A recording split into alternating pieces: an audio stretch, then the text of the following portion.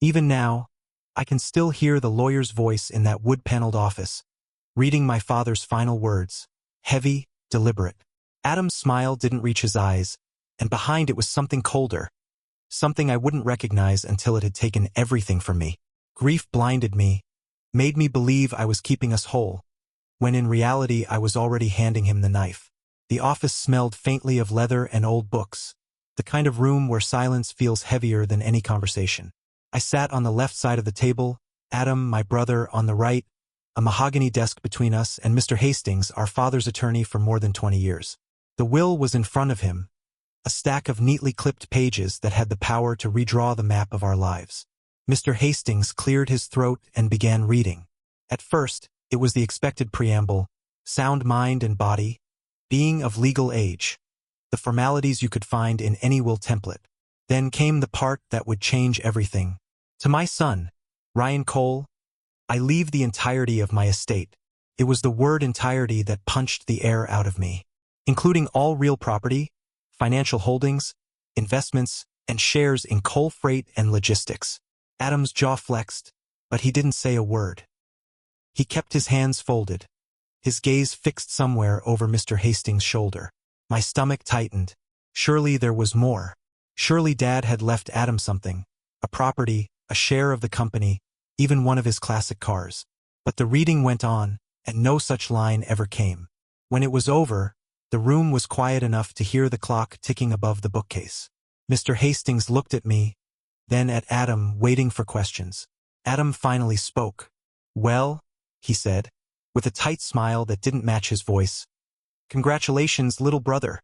It sounded more like a verdict than a compliment. I barely slept that night. Adam and I had always been close.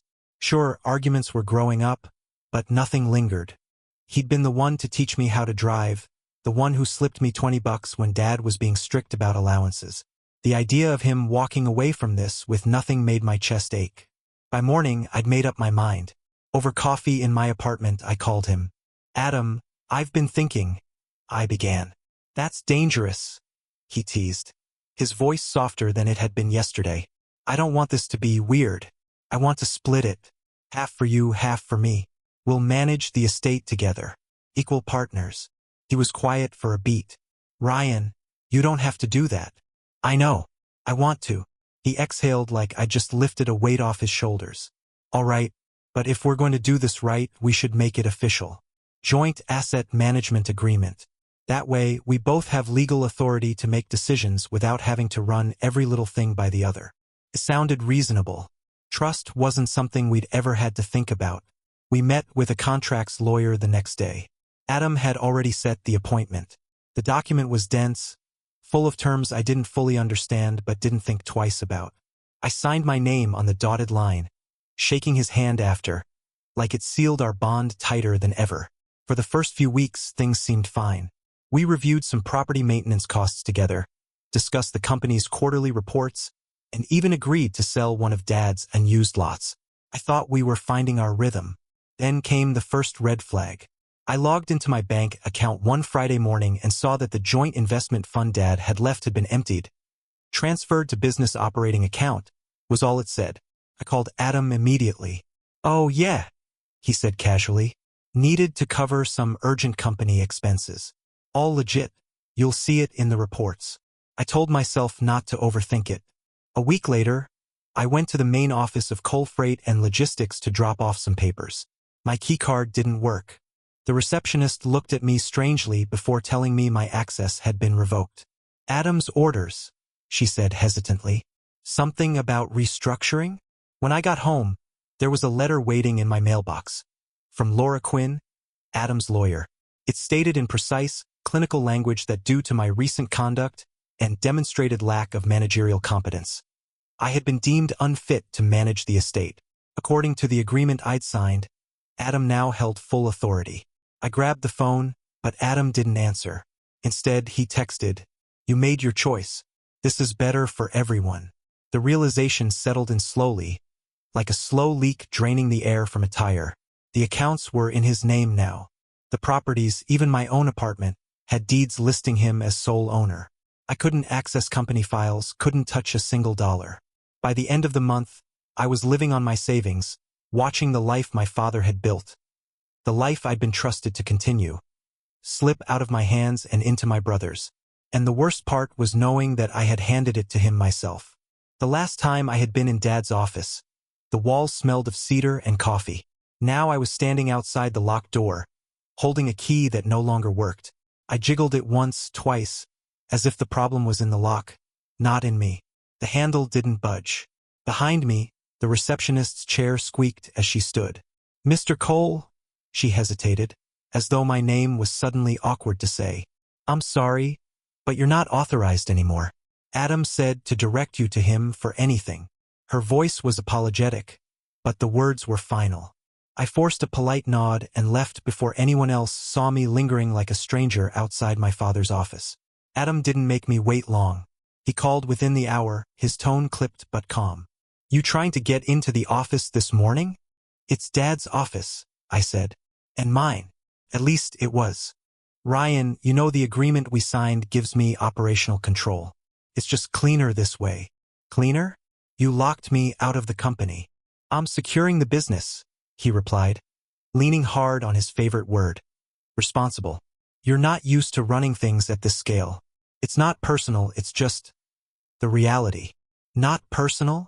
I laughed bitterly. "You froze my accounts, changed the deeds. You made sure I have zero access to anything Dad left me." Adam sighed like he was talking to a child who couldn't grasp a lesson. "The accounts are safer consolidated. And the properties, look, it's complicated, but this protects the estate. Trust me." I was quiet for a moment, my pulse loud in my ears. "Adam, what are you doing?" "I'm making sure the company survives," he said, and then the line went dead. The next day, an envelope slid through my apartment door. Inside was a formal notice from Laura Quinn, Adam's lawyer. It cited inability to fulfill managerial responsibilities and documented mismanagement as grounds for my removal from any role in the estate's affairs. She even referenced the clauses in the joint asset management agreement that I'd signed, the same one Adam had suggested. By the end of the letter, it was clear. He had the legal footing, and I had no room to stand. I grabbed my phone and called Laura's office. She wouldn't take the call. The assistant's voice was neutral, rehearsed. "Mr. Cole, you'll need to have your legal counsel reach out to us." "I don't have legal counsel," I snapped. "Then I suggest you retain some before making further contact." Click. The irony landed hard. I couldn't hire a lawyer without money, and the only money I had was the money Adam now controlled. I spent the next week in a haze, running numbers I didn't have access to, replaying every step of the last month in my mind. Every time I thought about the day I signed that agreement, I felt sick. The way he'd framed it, the timing, the easy confidence. He hadn't just reacted to Dad's will. He'd been ready for it. Adam, meanwhile, was busy reshaping himself in the public eye. Cole Freight's website featured a photo of him standing in front of the fleet yard, hard hat under one arm, shaking hands with the mayor. Local business journals ran headlines about how he was modernizing operations and preserving a family legacy. He gave interviews about how the transition after Dad's passing had been challenging, but that he was committed to stability. In every photo, he wore that practiced half-smile, the same one from the day of the will reading. Like he knew exactly how far the story would travel and how good it would look when it got there. One afternoon, I stopped by the cafe near the company headquarters, hoping to overhear something useful. A couple of longtime employees were sitting 2 tables away, talking low. "Shame about Ryan," one of them said. "Guess Adam's saving the place." "Saving it?" the other scoffed. "You really think this is about the company? Guy's been lining things up for months. Brought in his lawyer before the funeral." That last part hit me like a slap. Months. Not weeks, months. He'd been playing this game before Dad even died. Walking home, I replayed every moment in my head. The measured way he'd accepted my offer to split the inheritance. The quickness with which he'd suggested the agreement. The pre-booked lawyer. None of it had been improvised. He'd known Dad's will might cut him out entirely. And he'd been ready to make sure that if it did, I wouldn't keep what Dad intended for me. By the end of that night, my suspicion had calcified into certainty. Adam's betrayal wasn't born out of hurt or impulse. It was a plan, one he'd been perfecting long before Dad's will was even read. And I had walked straight into it. 2 months later, My mailbox coughed up an envelope thick enough to break its hinge. No return address, just Robert Hayes's name scrawled in the corner. I stood on the stoop with the cold working through my shirt and turned the thing over in my hands. Robert had been my father's closest friend since they were 19. He had the kind of handwriting you recognize across a room. Long, slanted letters that always looked like they were trying to outrun time. This one was frantic, even for him. Inside were two things: a typed letter folded around a smaller, handwritten one, and a USB drive taped into the crease with blue painter's tape. The typed page was from Robert. "Ryan, if this finds you late, that's on me. I was in surgery overseas and the recovery went longer than anyone expected. Your father handed me this packet 6 months before he died and told me to put it in your hands the day the will was read. I failed him there. R." My throat was already tight when I slid the second letter free. The paper smelled faintly of Dad's aftershave, sandalwood and something clean, and for a second I couldn't bring myself to open it. When I did, the room narrowed to the page. "Son, if you're reading this, it means I am where I can no longer stand in front of you and say these words myself. I left everything to you for reasons that are going to hurt. I wish they didn't. Adam has been doing things under my name. He started small, shortcuts, he called them, routing shipments through addresses we don't use, promising he'd fix paperwork later. I let it go at first because I wanted to believe he was just cutting red tape. Then I saw my signature on contracts I never signed. I saw the accounts. I confronted him. He told me I didn't understand the modern way business ran. I told him the modern way still ends in prison if you forge and steal. He swore he'd clean it up. He didn't. I began pulling what I could find. You'll see the contracts, the wires, and the emails on the drive. I did not go to the police because I thought I had time to force a clean handover. That was a coward's decision. If I could redo one thing, it would be that. I left the estate to you not because I love your brother less. I love you both more than this world, but because I could not risk him using my work to fund crimes. I assume he will try to make you feel guilty and generous. You were born generous. That is why I'm writing this. Do not sign anything you don't first show to a lawyer you trust. If you need a name, call Detective Lorne. He doesn't know everything, but he knows enough to listen. I'm sorry, son. I'm proud of you. I trust you.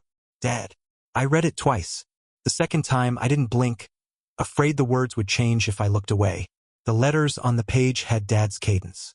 He always laid out a problem like he was diagramming a road, where you turned, where you didn't, where you ended up if you ignored the signs. He'd left me a map, and I'd thrown it in the back seat 2 months ago and driven blind. My eyes drifted to the little silver drive in the tape. I pulled it loose carefully and set it next to my laptop, like it might burn through the table.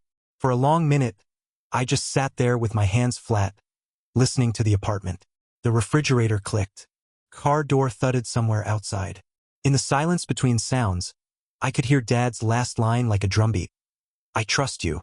I plugged in the drive. The folders were simple, labeled like a man who knew other people would have to navigate them. Contracts, emails, wires, Schellenderskirkas. Notes. I opened contracts first and swallowed a curse. There were PDFs of service agreements between Adam's side company and suppliers I'd never heard of, routing through a freight address we had shut down 3 years ago. Dad had annotated them in the margins in tight, precise handwriting. Signature forged, rate inflated. Deliverables never met. The emails folder was worse. Threads between Adam and 2 men with burner accounts, talking in the casual code of people who believe they'll never get caught. Push through Sam's contacts and use the old letterhead. One message was a draft on Adam's laptop Dad had exported. A reply to a foreign shipper confirming a wire under the old parent account. It was the kind of sentence that can sound innocent until you put it next to a bank statement and watch the numbers line up with the dates like teeth. I opened wires. The spreadsheet made me dizzy. Dad had gone line by line, cross-referencing outflows from a company card we never used for vendor payments with deposits into an LLC that shared a name with one of Adam's consultancies. The total at the bottom was high enough to make my palms sweat. Then Schellenderskirkas. Articles of incorporation for 3 entities formed within 18 months, all registered at the same virtual office with the same service agent. 2 with directors who didn't exist outside of LinkedIn profiles created in the same week. Finally, notes. They were dated for over 4 months. Dad had been building a case. There were phone numbers, names I recognized from fundraisers Adam had dragged him to, and one name circled twice: Laura Quinn, Adam's lawyer. Next to it, Dad had written, "Not clean." I leaned back and stared at the ceiling until my eyes burned. The letter in my lap felt heavier than the drive. It wasn't just that Adam had taken what Dad built. He'd used Dad's name as camouflage, and when Dad finally found the courage to act, his body quit on him. I called Robert. He picked up on the second ring, voice rough with sleep or age. "Ryan." It arrived. A breath. "I'm sorry. I should have." "I know," I said, and surprised myself by meaning it. "How long have you known that Adam was playing with fire?" "A year, maybe more. Your father started pulling threads quietly. He didn't want to break you boys in the process." A humorless huff. The irony. Why didn't he go to the police? Came out sharper than I intended, but Robert didn't flinch. Because he still believed he could fix his son. He thought if he left it to you, you'd have the freedom to do what he couldn't. Robert paused. "He asked me to tell you to call Detective Lorne when it came to this." I looked down at the letter where Dad had written the same name. "I will. Ryan," Robert added softer. "Don't confront Adam. Not alone." "I won't," I lied, because some part of me still wanted to see Adam's face when he realized I finally knew. After we hung up, I stared at the drive again. The evidence was cleaner than I expected. Dad had done most of the heavy lifting. All that was left was the part that made people hate you, turning in your own brother. The temptation to march over to Adam's office and slam the letter on his desk pulsed through me like a second heartbeat. I pictured his expression shifting, the way his jaw flexed when he was cornered. I pictured that half-smile failing. And then I pictured Laura, the lawyer Dad had circled, sliding a document across a polished table while Adam watched me sign away what remained of my life. I closed the laptop. The apartment felt too small, the air too warm. I opened a window and let the winter scrape in.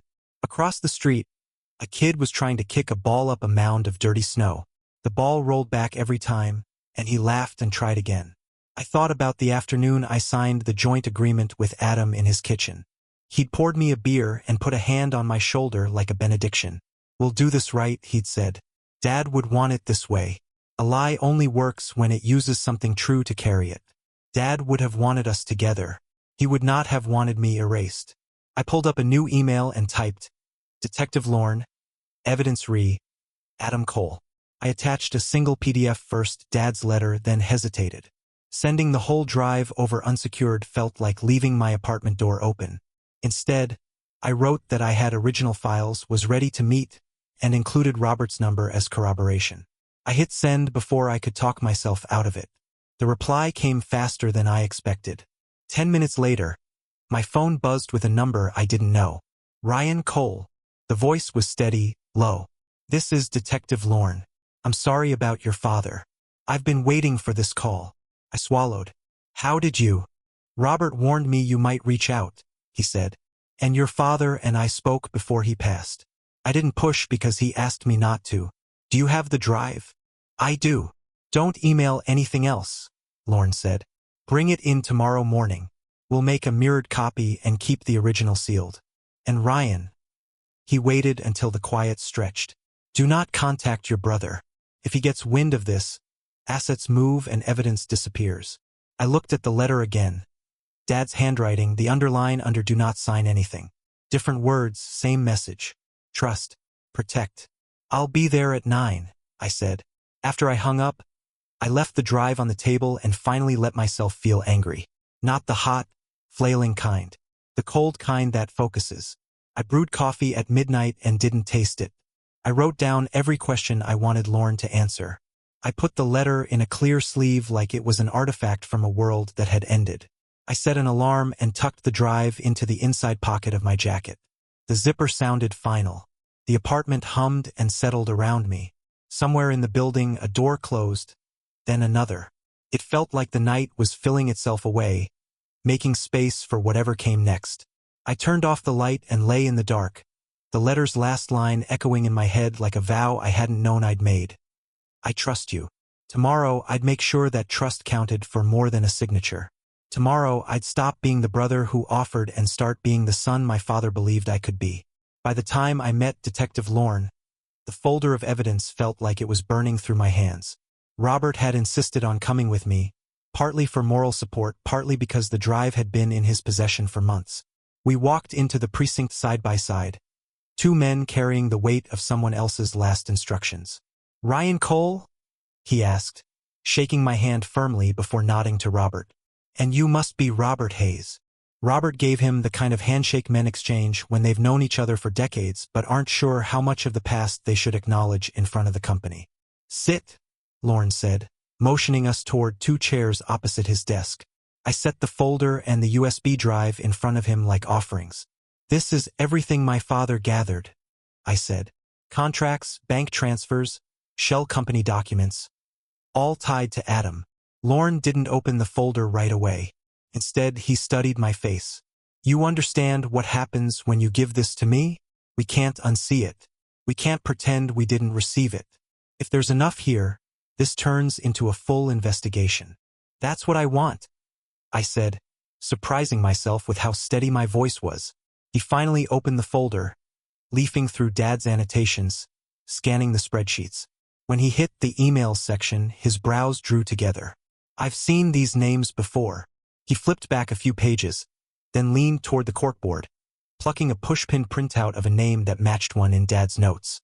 "This guy's already under investigation in a separate fraud case. Different state, similar MO. Robert sat forward. "You think Adam's part of a larger network?" "I think your brother's not as independent as he'd like people to believe," Lorne said. He connected the name with a pin to another photo, then looked at me. "We've got open cases on two of these shell company addresses. We've been trying to trace the money offshore, but every time we get close, it shifts." "That's what my father warned about," I said. "He said Adam was moving money through fronts. He didn't mention other investigations." Lorne smiled faintly. Not a warm smile, more like a cat recognizing the shape of a mouse. "He might not have known. Or maybe he knew enough to keep quiet until he had something solid. Either way, he tapped the drive. "This could be what ties them together." He leaned back in his chair. "We'll need to move quietly. Adam sounds like the kind of guy who panics if he smells heat. We'll start by mirroring the drive, cross-referencing these transfers with our financial crimes database, and matching the contracts to import records. If the offshore accounts line up with our flagged entities, we can push for warrants." I hesitated. Should I be telling someone? The press? Robert shot me a sharp look, but Lorne answered first. "If you go public now, you kill the case. He moves the money, destroys evidence, and warns his partners. You'll have headlines for a week and nothing in court. If you want him to actually face charges, you keep your mouth shut outside this room." I nodded, swallowing my frustration. Keeping quiet felt like letting him win for a little longer, but I knew Lorne was right. The detective closed the folder and slid it toward himself. "One more thing, Ryan. I need you to prepare yourself for the outcome. Even if we nail him on every count, the assets tied to those crimes will be seized. That includes anything he took from you. Once it's labeled criminal property, it doesn't matter who the original owner was. So, I might never get it back." "That's a safe assumption," Lorne said. "If the case is successful, the best you'll get is restitution. And that's only if the judge orders it and the funds still exist by the time it's processed. Most of the time, the government liquidates it to repay victims and cover investigative costs." Robert's hand landed on my shoulder. "You'll have your name clear, your father's name clear. That's worth more than the money."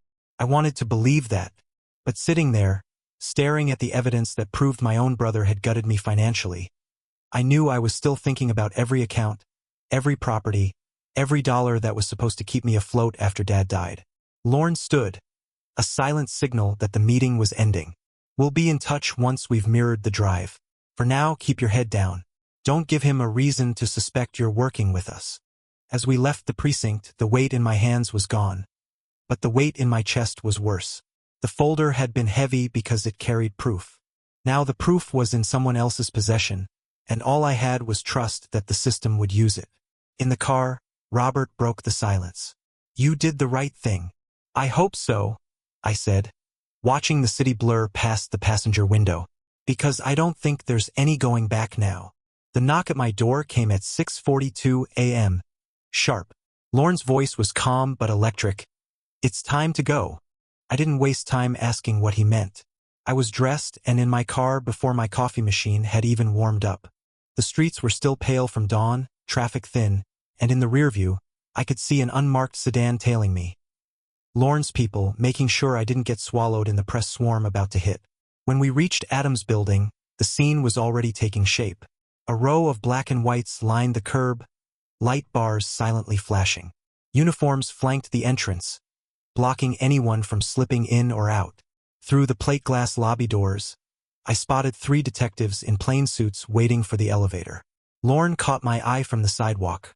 "Stay here. This part isn't for you." I nodded, leaning against a cold granite column. Inside, the elevator dinged, and the detectives stepped in, their expressions flat but purposeful.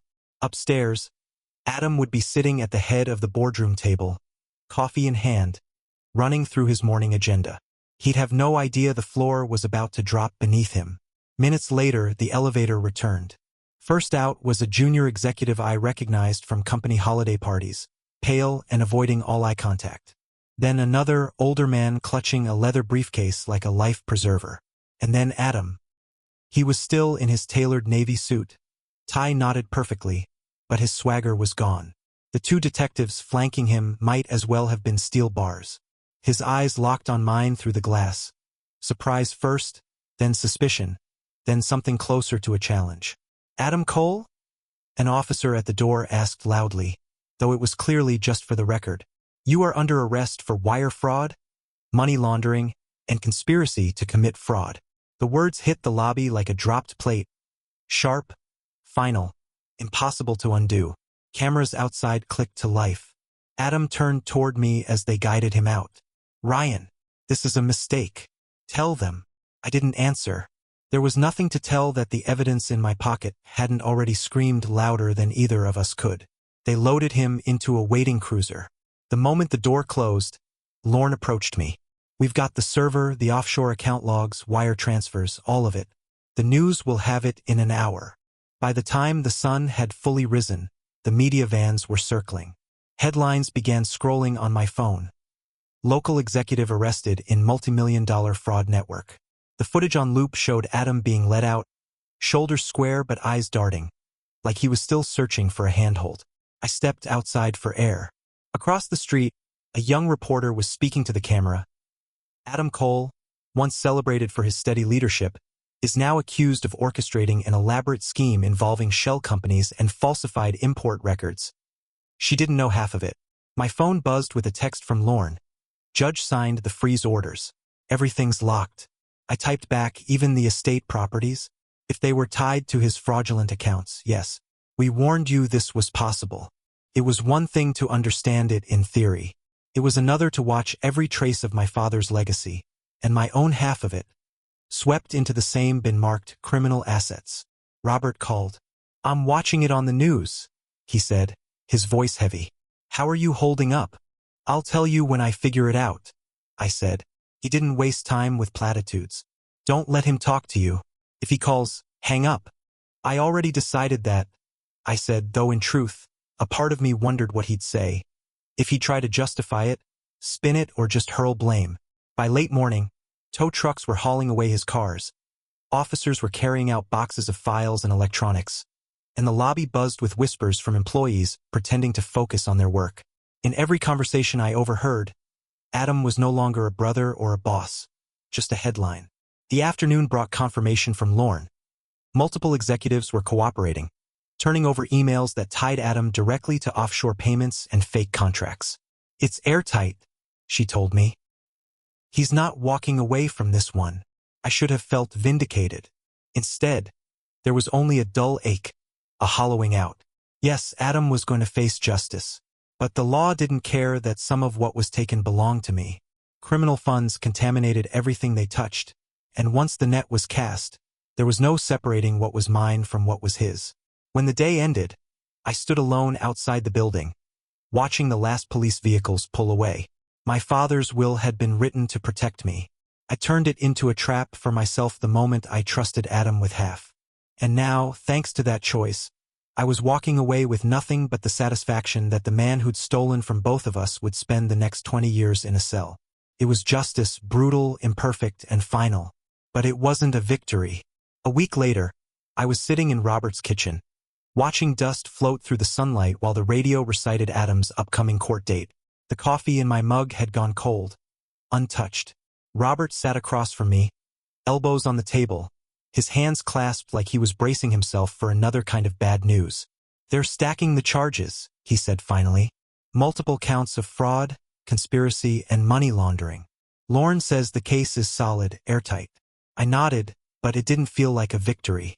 Adam was already as good as convicted, yet I didn't feel any lighter. It was like my father's house after the will was read. All the furniture still there, but stripped of warmth. Robert leaned back with a sigh. "Ryan, I'm sorry. About the letter. If I'd been here, if I'd gotten it to you sooner." "You were in surgery," I reminded him. "This isn't on you." "Maybe not, but it still feels like I failed Sam." His voice caught just a little, and for the first time, I realized how much my father's absence had hollowed him out, too. They'd been friends for decades, long before Adam or I ever complicated the picture. I didn't tell him what I was really thinking, that even if the letter had come on time, I might have still made the same mistake. I'd been so focused on being fair, on keeping my brother close, that I would have ignored the warning signs anyway. The news station cut in with a clip from the courthouse. Grainy footage of Adam being escorted through a side entrance, head down, flanked by lawyers. I turned away from the radio. "Are you going to the trial?" Robert asked. "No," I said too quickly. "I don't want to be in the same room with him again. I don't want to watch him try to talk his way out of this. I know what he did. That's enough." Robert studied me for a moment, then nodded. "Sometimes the cleanest break is the one where you don't look back." I knew he was right, but it still left me adrift. The law would take care of Adam. The newspapers would brand him a criminal. The people who used to shake his hand at charity galas would cross the street to avoid him. But none of that would bring back what I'd lost. The houses, the accounts, the shares of Dad's company, all frozen, seized, and lumped in with Adam's fraud-tainted assets. As far as the courts were concerned, they were no longer mine, even though they had been before I'd signed that cursed agreement. When I finally left Robert's house, the sun was low enough to paint the streets in orange light. I walked the few blocks home instead of driving, letting the air cool my skin. In my pocket was the only piece of my father's legacy I had left. The letter. The envelope had softened at the edges from how often I'd opened it, reread it, tried to hear my father's voice between the lines. He'd written about trust, about how easy it was to lose and how hard to get back. He'd told me to protect what he was leaving me, not just for myself, but for the kind of man he hoped I'd be. I had failed at that, but I could at least protect his truth, the truth about Adam, about what he'd done. That was one thing my brother couldn't take. I locked the letter away in my desk drawer that night, knowing I'd open it again. Not because I needed to be reminded of what I'd lost, but because it was proof that at least one person in my family had trusted me completely. And that had to be worth something. What would you have done if your own brother stole your entire inheritance, and you had the proof to put him behind bars? Think Ryan should have gone public sooner? Drop your thoughts in the comments. And if you like stories like this, stick around for the next one.